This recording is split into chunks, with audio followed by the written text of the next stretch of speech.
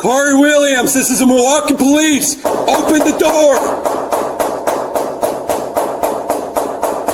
Corey, open the door. Open the door. It's gonna get breached. It's open it. Open it now.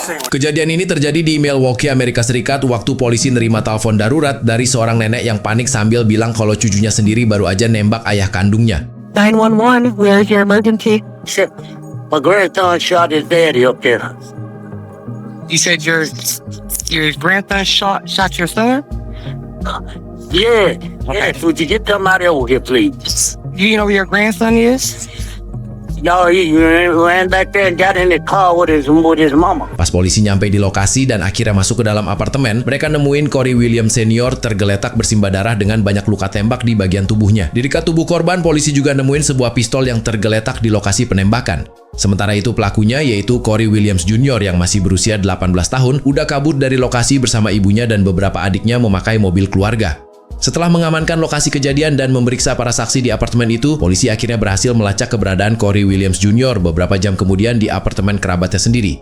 Setelah ditangkap, dia dibawa ke kantor polisi buat dimintai keterangan soal penembakan tersebut. Di ruang interogasi, Corey mengaku kalau masalah ini bermula setelah dirinya diusir dari rumah oleh sang ayah sekitar 2 minggu sebelumnya. Saat hari kejadian, Corey datang bersama ibunya buat menjemput adik-adiknya yang sementara tinggal di rumah ayah mereka setelah kedua orang tuanya berpisah. Masalahnya, sang ayah ternyata sedang mencoba mengambil hak asuh penuh atas anak-anak itu, dan hal tersebut bikin keributan besar pecah di dalam apartemen. Corey mengaku sempat ikut campur saat ibunya ribut dengan ayahnya, sampai situasi berubah jadi perkelahian. Disitulah dia akhirnya mengambil pistol dan menembak ayahnya sendiri.